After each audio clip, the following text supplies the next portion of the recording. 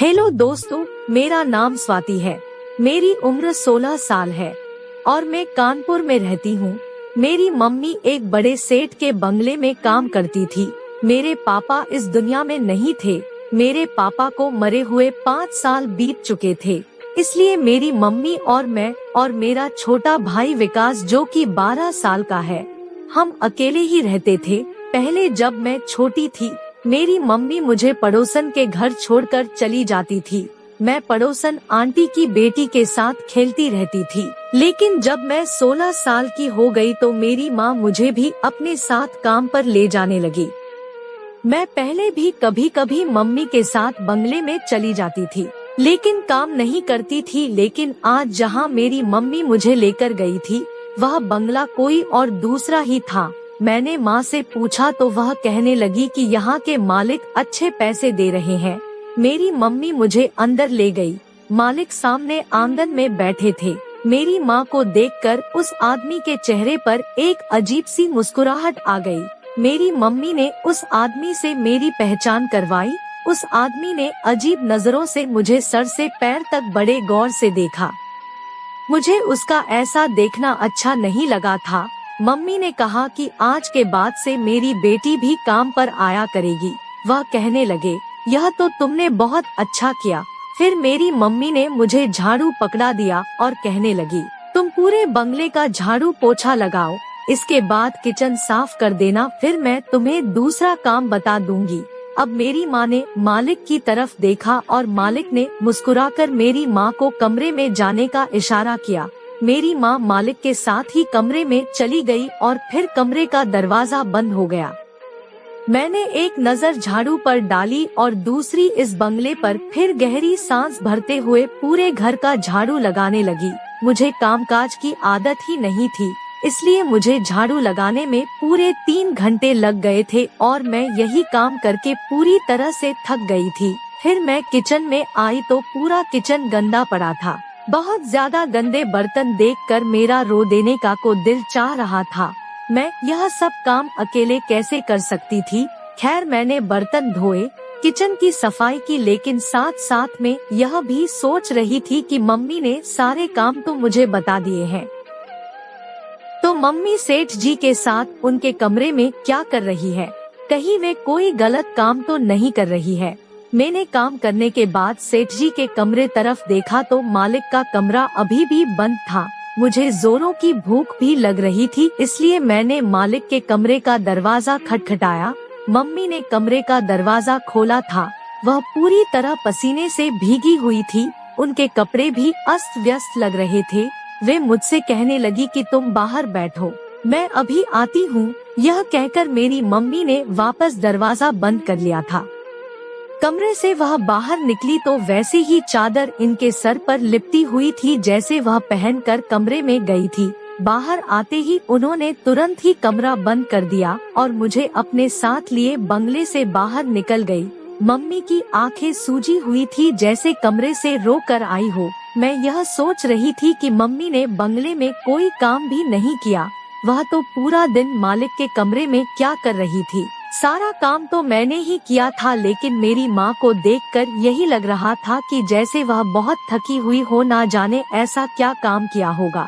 मेरी माँ घर जाकर सबसे पहले अपने कमरे में चली गई और दरवाजा भी बंद कर लिया।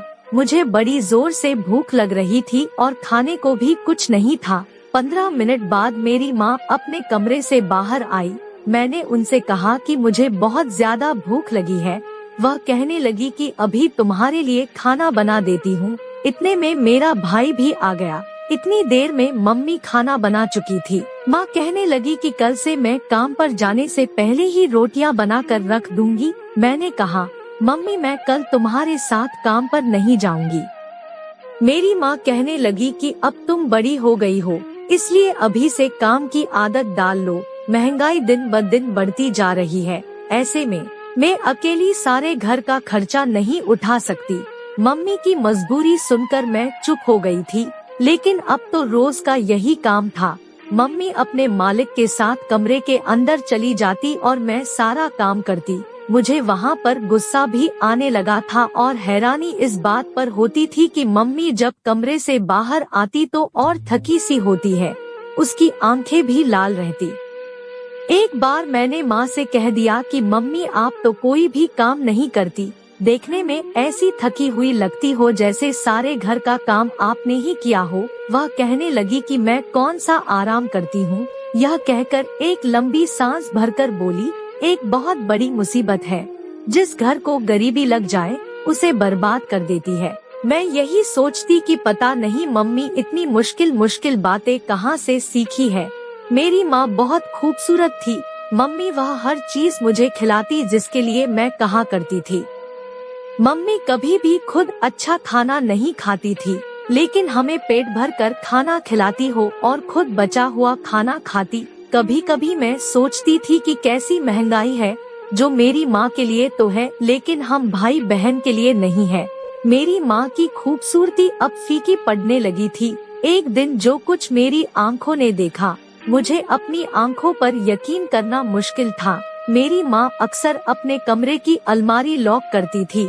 मुझे हमेशा मना करती कि अलमारी को हाथ मत लगाना, लेकिन आज वह बहुत जल्दी में थी।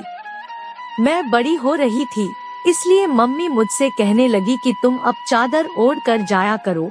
मैं मम्मी के अलमारी से अपने लिए चादर निकालने लगी तो वहाँ कपड़ों के नीचे से मैंने ऐसी चीज देखी को मेरा दिल धड़कना ही भूल गया। मेरी माँ मुझे बाहर से आवाज लगा रही थी। मैंने जल्दी चादर ली और कमरे से बाहर आ गई।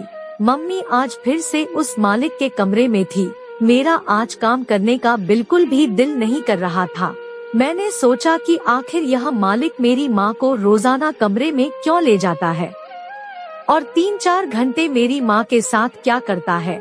मैंने आज घर की सफाई भी मन से नहीं की थी। थोड़े बहुत ही काम किए और मैं सेठ जी के दरवाजे के पास जाकर खड़ी हो गई और मैंने दाएं बाएं देखा कि शायद मुझे कमरे के अंदर कुछ नजर आ जाए जिससे मैं देख सकूं कि मम्मी ऐसा भी क्या काम करती है कि इतनी थकी हुई होती है। लेकिन वहाँ कुछ ना था। फिर मेरी नजर दरवाजे की होल पर पड़ी। मैंने उस होल से झाँका, लेकिन कमरे की लाइट बंद थी, बस नाइट बल्ब जल रहा था। कमरे में हर जगह अंधेरा ही था, इसलिए मुझे ठीक से कुछ भी नजर नहीं आ रहा था। बस कमरे में सामने की खिड़की नजर आ रही थी, जिसके सामने पर्दा लगाकर रोशनी को आने से रोका गया था। मुझे बिल्कुल मायूसी सी हो रही थी। मैं कई बार मम्मी से पूछ चुकी थी कि मालिक अपने कमरे में ले जाकर क्या काम करवाता है, लेकिन मेरी माँ हर बार उस बात को टाल देती थी। लेकिन अब मैंने भी ठान लिया था कि मैं हर हाल में यह बात जानकर ही रहूंगी। मैं अभी वहीं खड़ी थी कि मुझे लगा जैसे कोई मेरे पीछे खड़ा है, लेकिन अभी मैं इग्नोर कर रही थी कि मालिक के घर में तो कोई नहीं है, यह कौन हो सकता है। तभी किसी ने मेरे कंधे पर हाथ रखा। मैं तो बुरी तरह से हड़बड़ा गई और झट से पीछे हटी। जब मैंने अपने पीछे पलटकर देखा तो सामने खड़ा नौजवान लड़का मुझे ही घूर रहा था। मैं बुरी तरह से डर गई थी। मैंने आज तक किसी नौजवान को यहाँ आते जाते नहीं देखा था। उस लड़के के हाथ में एक बैग था। वह मुझे तिरछी नजरों से देखकर बोला, ऐ लड़की, मेरे पापा के कमरे में क्या ताका झांकी कर रही हो। मुझे तो ऐसा लगा जैसे मेरी आवाज ही गले में कहीं फंस गई हो। मैंने उल्टा सीधा बोलना शुरू कर दिया, कुछ नहीं। मुझे तो समझ नहीं आ रहा था कि क्या जवाब दूं। मैं बिल्कुल चुप हो गई। वह कहने लगा कि तू चोर तो नहीं है। मैं जल्दी से बोली, बिल्कुल नहीं। मेरे जवाब से मुझे एक नजर सर से पैर तक देखा और फिर बोला, कौन हो तुम। मैंने कहा, मैं अपनी मम्मी की बेटी हूँ। मेरा दिमाग काम नहीं कर रहा था। मुझे नहीं पता था कि मैं जवाब क्या दे रही हूँ और मेरे जवाब पर मुस्कुराने लगा और कहने लगा, सब अपनी मम्मी की बेटियाँ और बेटे होते हैं। मैं भी अपने पापा का ही बेटा हूँ, लेकिन तुम इसके अलावा कौन हो। मैंने कहा, मैं इस घर की कामवाली की बेटी हूँ, यहाँ काम करती हूँ। ना जाने क्यों मैं बदहवास थी। मेरी बात सुनकर उसने अपना बैग एक तरफ रखा और सामने बने सोफे पर बैठ गया और अपने पाँव सामने रखे। फिर मुझे इशारे से अपने पास बुलाने लगा। कहने लगा, ऐ लड़की, मेरे जूते उतार। यह सुनकर मुझे हैरानी हुई थी। मैं एक नौकरानी की बेटी जरूर थी, लेकिन मैं ऐसा काम नहीं कर सकती थी। मैंने साफ साफ इनकार कर दिया, मैं ऐसा काम नहीं करती। मेरी बात सुनकर वह बोला, अच्छा पापा के कमरों में ताका झांकी करती है और काम नहीं करती। वह बोला, अगर मैंने तुम्हारी हरकत अपने पापा को बता दी तो वह तुम्हें अभी के अभी नौकरी से निकाल देंगे। यह सुनकर तो मेरे होश उड़ने लगे थे। मैंने कहा, आप ऐसा कुछ मत कहना, मेरी मम्मी मुझे बहुत मारेगी। मेरी बात सुनकर वह मुझसे कुछ नहीं बोला। मैं उसके पैरों में पहने जूते उतारने उसके पास पहुंची। वह 16-17 साल का लड़का था। शक्ल भी उस मालिक से ही मिलती थी, लेकिन था बहुत घमंडी किस्म का। मैं उसके पास रखी शीशे की टेबल के पास बैठ गई और उसके जूते उतारने लगी। वह एक गिलास पानी मांगने लगा। मैं किचन में आ गई। पहले अपने हाथ अच्छी तरह से धोए, फिर उस लड़के को पानी दिया। इतने में कमरे का दरवाजा खुल चुका था। वह मालिक अपने बेटे को देखकर बेहद खुश था। वह हॉस्टल में रहता था, यहाँ कुछ दिन की छुट्टी बिताने आया था। मेरी माँ आज भी पसीने से भीगी हुई थी। वह लड़का शायद मेरी माँ को जानता था। उन्हें देखकर नमस्ते करने लगा। मेरी माँ ने भी उसे नमस्ते का जवाब दिया और मेरी माँ ने सेठ से घर जाने की इजाजत मांगी और मुझे अपने साथ लिए हुए उस बंगले से बाहर निकल गई। अगले दिन में जब मम्मी के साथ काम पर गई तो वह लड़का खाना खा रहा था। मेरी माँ फिर से मालिक के कमरे में जा चुकी थी। मैं बंगले की सफाई करने लगी। वह लड़का एकदम मुझे यह देखे जा रहा था। मैं खूबसूरत थी, मेरी उम्र भी 16 साल थी। मैं जब उस लड़के के कमरे में सफाई के लिए गई तो वह मेरे पीछे कमरे में आ गया। मुझे हैरत उस वक्त हुई जब उसने कमरे का दरवाजा बंद किया। मेरा दिल डर के मारे काम कर रह गया था। वह मुझे बड़ी अजीब सी नजरों से देख रहा था। मेरे पास आ गया। मैं फौरन से पीछे हटी और कमरे के दरवाजे की तरफ बढ़ने लगी, लेकिन इससे पहले वह उस दरवाजे के पास पहुंच गया था। मेरी जान ही निकल गई थी। उसने कुंडी लगा दी और अपने कदम मेरी तरफ बढ़ाने लगा और कहने लगा, कल तुम उस कमरे में क्या झांक कर देखने की कोशिश कर रही थी? मैंने कहा, मुझे बाहर जाना है। आपने दरवाजा क्यों बंद किया है? वह मेरी बात को नजरअंदाज किए बगैर मुझे बड़े गौर से देख रहा था। उसकी तेज नजरों से मेरे पूरे शरीर में सनसनी सी दौड़ गई थी। वह कहने लगा कि तुम्हें बहुत शौक है ताका झांकी करने की। मैं तुम्हें बताऊं कि बंद कमरे के पीछे क्या होता है। उसकी बात से मेरे शरीर में गुस्से की लहर दौड़ गई। इससे पहले कि वह मेरे पास आता, मैंने मम्मी मम्मी चिल्लाना शुरू कर दिया, लेकिन उसने मेरे मुंह पर हाथ रख दिया और कहने लगा कि अगर शोर मचाया तो मैं तुम्हारा गला दबा दूंगा। यह कहकर उसने मेरे मुंह से हाथ हटाया और कमरे का दरवाजा भी खोल दिया। मैं कमरे से बाहर निकल गई। उस लड़के ने अपने कमरे का दरवाजा तेजी से बंद कर लिया। मैं इस तरह परेशान थी कि रोने लगी थी। मैं सोच चुकी थी कि अब यहाँ काम करने नहीं आऊंगी। मैंने बाकी का काम रोते हुए किया था। मम्मी जैसे ही मालिक के कमरे से बाहर निकली, मुझे रोता देखकर परेशान हो गई। मुझसे रोने की वजह पूछने लगी। मैं उस वक्त मालिक के सामने कुछ नहीं बोली। मैंने कहा, मेरे सर में बहुत दर्द हो रहा है। मैं पूरे रास्ते में रोती रही। मेरी मम्मी मुझे डॉक्टर के पास ले जाने लगी, लेकिन मैंने मना कर दिया। घर जाकर मैं मम्मी के साथ गले लगकर फूट फूट कर रोने लगी और उस लड़के की बातें भी बता दी। मेरी माँ बहुत ज्यादा परेशान हो गई। मैंने कहा, मम्मी मुझे उस बंगले में काम करने नहीं जाना है। मेरी माँ ने मुझे चुप करवाया और कहा, कल से वह अकेली ही जाया करेंगी। लेकिन अगले दिन जब मम्मी घर पर आई, उसका चेहरा लाल हो गया था। वह बहुत ज्यादा थकी थी। आते ही चारपाई पर लेट गई। जब मैंने मम्मी को छूकर देखा तो वह बुखार से तड़प रही थी। मैंने जल्दी से मम्मी को पानी पिलाया, खाना खिलाया, घर पर रखी बुखार की दवा भी दी। रात भर मैं मम्मी के पास आती रही। उन्हें अभी भी बहुत तेज बुखार था। वह नींद में भी हाय हाय कर रही थी। मेरे पास रिश्तों के नाम पर सिर्फ एक मम्मी ही तो थी। अगर उसे भी कुछ हो जाता तो मैं कैसे जी सकती थी। सुबह तक मम्मी का बुखार तो काफी कम हो गया था। लेकिन थकावट बहुत ज्यादा थी। इसके बावजूद वह मालिक के घर जाने को तैयार थी। मैंने माँ से कहा कि वह आज छुट्टी कर ले, लेकिन वह कहने लगी कि छुट्टी नहीं कर सकती वरना नौकरी छूट जाएगी। मैंने कहा तो ठीक है, आज मैं अकेली काम पर चली जाती हूँ। मेरी बात सुनकर मम्मी के चेहरे का रंग उड़ गया। वह कहने लगी, नहीं, मैं तुम्हें अकेले कभी नहीं भेज सकती। वे भी उस बंगले में मेरे साथ चली गई। मैंने उनसे कहा कि मैं सेठ जी के घर के सारे काम खुद कर लूंगी।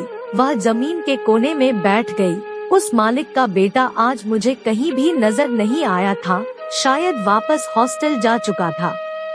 मैंने पूरे घर की सफाई की। मम्मी एक कोने में बेहाल सी बैठी थी।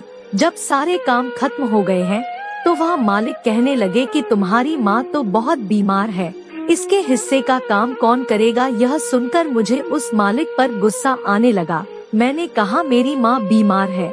वह कहने लगा, मैं कुछ नहीं जानता, मुझे अपना काम पूरा करवाना है, तुम्हारी माँ से नहीं होता है तो तुम करो। अब मैंने हामी भर ली। मेरी माँ की अलमारी में हजारों के कई नोट पड़े रहते हैं। मैं भी जानना चाहती थी कि माँ वो पैसे कैसे कमाती थी। जैसे ही मैं मालिक के कमरे में जाने लगी, मेरी माँ मुझ पर चिल्लाने लगी, कहने लगी कि तुम अंदर नहीं जाओगी। शायद मेरी मम्मी पास में ही थी, इसलिए मेरी और मालिक की बातें सुन ली थी, इसलिए इतनी तेज बुखार में भी बोल गई। शाम को मैं अपनी मम्मी को डॉक्टर के पास लेकर गई। अगले दिन मेरी मम्मी गहरी नींद में सो रही थी। मैं चुपके से घर से बाहर निकल गई। अब तो मैं सोच में पड़ गई थी। मुझे भी मालूम करना होगा कि बंद दरवाजे के पीछे का क्या राज है।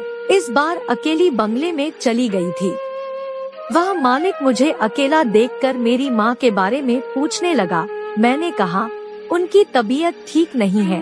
पहले तो उस मालिक ने मुझसे सारे घर का काम करवाया और फिर उसके बाद कहने लगा कि मैं वह काम करूं जो मेरी माँ करती थी। वह मुझे उससे डबल पैसे देगा जितना मेरी माँ को देता था। मैं उसकी बात मान गई। उस वक्त मुझे पैसा नहीं चाहिए था, बस यह जानने में दिलचस्पी थी कि वह मेरी माँ से क्या काम करवाता है। मैं जब उस मालिक के कमरे में गई, पूरे कमरे में अंधेरा छाया हुआ था। उस मालिक ने एक नाइट बल्ब ऑन किया और खुद वॉशरूम में चला। मैं धड़कते दिल के साथ उस कमरे के बेड पर बैठ गई। मुझे लगा आज तो वह मेरे साथ कुछ गलत काम करेगा। कुछ देर बाद जब वह मालिक वॉशरूम से बाहर आए तो उसने नाइट सूट पहन रखा था। मुझे यह देखकर हैरत हुई। जब उस मालिक ने दरवाजे की कुंडी लगाई तो मेरे होश ही उड़ गए थे। मैं समझ नहीं पा रही थी कि वह मुझसे क्या काम करवाना चाहता है। मैं खड़ी हो गई, लेकिन इतनी देर में वह मेरे पास पहुंच गया। फिर उसने मेरे हाथ में नीम के तेल की बोतल दी और कहा कि इसका मसाज करो, और बिना रुके मुझे उसका मसाज करना था। वह एक मोटा सा आदमी था और उसके शरीर में खुजली की शिकायत रहती थी। वह हर रोज मेरी माँ से 3-4 घंटे लगातार मालिश करवाता था। वह सेठ कहने लगा, मैं तुम्हारी माँ को अपनी बहन मानता हूँ और मैं इस बीमारी के बारे में किसी और को नहीं बता सकता। मेरी माँ थकान से बेहाल सी हो जाती थी और कभी कभी थकान से रोने लगती और सोचती थी कि गरीबी भी इंसान को किस कदर थका कर रख देती है। लगातार 2 घंटे इस आदमी का मसाज करने के बाद मैं आज खुद पसीने से भीग चुकी थी। उस आदमी ने अपने पर्स से मुझे 3000 रुपए निकाल कर दिए और कहने लगे, यह बीमारी मेरी बहुत बड़ी मजबूरी बन गई है। इस नीम के तेल में कुछ खास जड़ी बूटी है जिनसे मैं ठीक में हो सकता हूँ। फिर कहने लगे, मुझे तुम्हारी माँ ने बताया था कि मेरे बेटे ने तुम्हारे साथ बदतमीजी की थी। मैंने उसे बहुत डांटा था और तुमसे भी माफी मांगता हूँ। आगे से वह तुम्हें कुछ नहीं कहेगा। मैंने उसे कोई जवाब नहीं दिया और कमरे का दरवाजा खोलकर बाहर निकल गई। मुझे मेरी माँ के बारे में हर सवाल का जवाब मिल चुका था। मैं जितना भी अपनी माँ की इज्जत करती थी उससे भी ज्यादा करने लगी। वह एक महान औरत थी। ना जाने मैं क्यों उनकी शराफत को शक की नजर से देखा था। हर बंद दरवाजे के पीछे सिर्फ गलत काम ही नहीं होते, यह बात मुझे अच्छी तरह से समझ में आ गई थी। प्रिय मित्रों, अगर आपको यह कहानी अच्छी लगी हो तो आप इसे जरूर लाइक करें और हमारे चैनल को भी सब्सक्राइब करें ताकि आपको और भी इसी तरह की मोटिवेशनल व अन्य भावनात्मक कहानियाँ मिलती रहे। धन्यवाद।